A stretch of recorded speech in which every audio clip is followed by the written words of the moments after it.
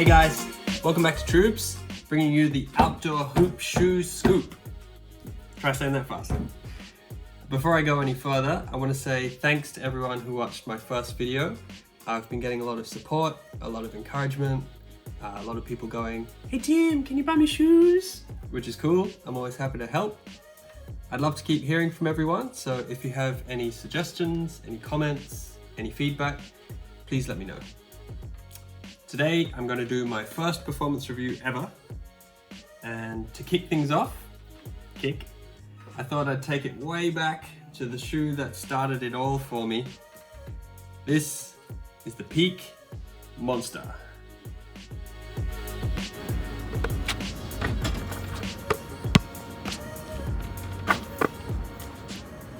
So, the reason I say this is the shoe that began it all for me is I was at the stage in my shoe buying journey where I was looking for something cheap for outdoors, didn't want to spend hundreds of dollars anymore, and I was shopping at an outlet in Singapore, hoping to spend under $60 or $70.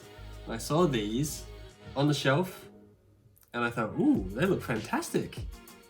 Now I know some of you are probably quietly vomiting in your mouths, but this is the kind of look that I really dig. I love this sort of aesthetic. Matter of fact, I have another one of the Peak Monsters here. And I think these are really awesome as well. These are for my boy Tamo Qureshi. Shout out to Tamo. And I saw these on the shelves, took them down, saw that they are actually a George Hill signature. You can see the logo there on the tongue. I didn't know at the time that he's signed to Peak Sports. But I thought, George Hill, all right, he's a good player, solid player. Must be a good shoe. You know, what did I know? Tried them on and they felt fantastic. And then I saw the price. These at the time in 2016 or 17 were $40. That's a great price. That's 40 Aussie dollars, even less if you convert it to US. So, great aesthetic. Tried them on, they were pretty comfortable. Excellent price. And then I bought them and loved them so much that this is actually the second pair I bought. My first pair, exactly the same shoe, I played till those soles were smooth. And I loved every minute that I had in them. So let's get on to the performance review. That's what everyone's most interested in. This is my first one, so go easy on me. I've got my Kobe Bryant bobblehead here. Give me some luck. Let's do it. When I was thinking about how I might break things down, I came up with a list of qualities that I would look for in a shoe if I was considering a shoe myself.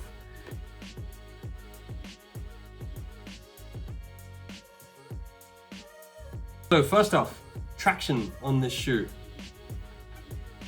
You can see with this original model, I wore the traction down pretty well, but to start with, it looked like this. So I had no issues with traction at all whatsoever.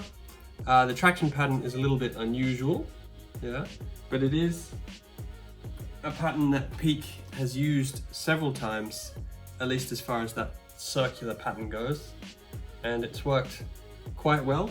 I found that it was really durable. Even by the time it started getting smooth like this, the rubber still has a bit of tack to it. So it did stick, just not as well as when it was fresh.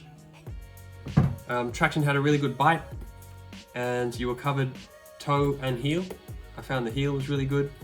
I don't use my heels terribly much when I play. I pivot more and I use my toes more, but no complaints about traction. Cushion. The Peak Monster uses the Cushion 3 system, which is here on the heel. You can see that labeled. So as far as I can tell, it's a full length toe to heel foam setup. I found it really, really comfortable. I was very, very pleasantly surprised considering how much I paid for it. $40 again. I thought this is one of the most comfortable shoes that I've played in a very long time. It's not bouncy in the way that you would get from something like Nike Zoom or maybe Adidas Boost. It doesn't have that spring back feel, but it was just soft enough that you could tell it was there And the impact protection was definitely on point because I never had those aches and pains that you'll all know about if you've ever played in a bad pair of basketball shoes. This was just nice, comfortable, responsive, didn't take away from my court feel. And the inside of the shoe, over a few weeks of play, felt like it molded to my foot. If you guys know about the Kobe 6s, they had that campaign about wanting a shoe that shapes itself to your foot, and they actually did start to feel like that. I got a similar feeling from these. So when I first tried them on, they just felt like a shoe which had been made for any standard US 11 foot. And after 2 weeks, these felt really personalized. That's probably the best way to describe it. So cushion, definitely a plus for me. Price, like I mentioned, $40. Can't go wrong. I forgot to mention this earlier, but when I went back to the same outlet the next year to try and get another pair, which is this pair I have here, they'd lowered the price to $30. So one of my all-time favorite outdoor basketball shoes was now $30, and you can still buy these online for about that price. That's a steal. Materials. The shoe uses what I'm pretty sure is a fake leather. There's a bit of mesh on the tongue, but it's a largely fake leather upper. So it is nice and sturdy. You can see I got some creasing on this pair. Creasing was good because it meant the shoe started to fit to my foot more and more as I played. So the leather wasn't super stiff, but it was strong enough to give, you know, some sense of structure to the shoe. Ventilation was the one thing about this shoe that sucked. If you can see those little holes in the upper there, they do absolutely nothing. And they do absolutely nothing because those holes aren't real. When I say they're not real, what I mean is they don't lead to anything on the other side. They're entirely one-way holes. On the back of those holes is a black mesh which completely cuts off any airflow whatsoever. So my feet in these shoes felt like they were in a sauna. They would come out wrinkled and uncomfortable and bordering on blistering almost every time until I started wearing a sock liner and another pair of socks over the top of that. Solved all my problems, but ventilation, definitely not a plus on this pair of shoes. The fit, I said earlier that the shoe started to mold itself to my foot, so I found that to be fantastic. I normally don't go for this sort of mid-cut shoe, but this is one of those mids that doesn't feel bulky on your foot. Within a couple of wears, it has started to flex really nicely. The inner was starting to mold to my foot, and that higher cut didn't feel bad at all. Fit was great. If you're worried about sizing, I'd say go true to size. I'm a US 11 in almost everything, and these are US 11, and they fit perfectly. I have found Peak sometimes has a really narrow toe box. These actually were pleasantly wide, so I thought that was very nice. I like a wide foot. Support, I found the shoe to be really supportive. My heel was always very comfortably locked down in the back there, which is really important for ankle protection. There is kind of a heel counter there. It's just layers of synthetic leather, but it did the trick, and this cushion comes up a little bit there to cut the heel also. There's limited, but it is there. Ankle and heel and Achilles padding on the inside, which also helped with lockdown. If you look from this view, you can see that there's a bit of an outrigger here. So that's really useful for helping prevent ankle turns. You land, if your ankle goes to roll, that outrigger helps to stop your foot from going too far that way. So good support there.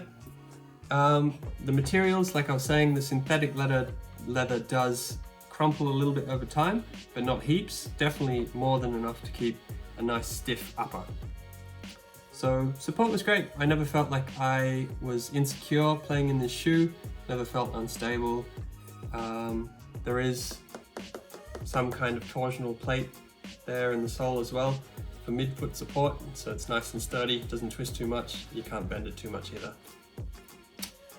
So Would I recommend this shoe to someone who is looking for an outdoor basketball shoe? Absolutely. It's not the lightest shoe around. This is 435 grams in my size US 11. So if weight is your #1 concern, I'd suggest you try some other shoes. But once you put these on and break them to your foot, you don't notice that weight at all, and they're definitely not the heaviest shoe out there either. Price is amazing. Cushion was fantastic.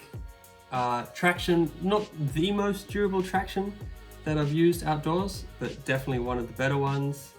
Like I said earlier, it has that advantage of still remaining tacky even once that pattern goes smooth. And they're definitely eye-catching. I mean, if that's your thing, go for it. Well, that's it for my first performance review. I hope you found the video helpful and that it's given you some insight into the performance of this shoe in particular, and into the fact that you can get pretty great outdoor basketball shoes for $40 or even $30 if you're lucky. If you found the video useful, helpful, entertaining, hit the like button down below, subscribe if you haven't already, and leave a comment with any suggestions or feedback, things that you'd like to see me discuss in further detail in future videos. I'll read all of them and respond whenever I can. I've got more performance reviews coming soon, along with some unboxings and some other cool stuff, so keep your eye out for that. Till then, Mamba mentality.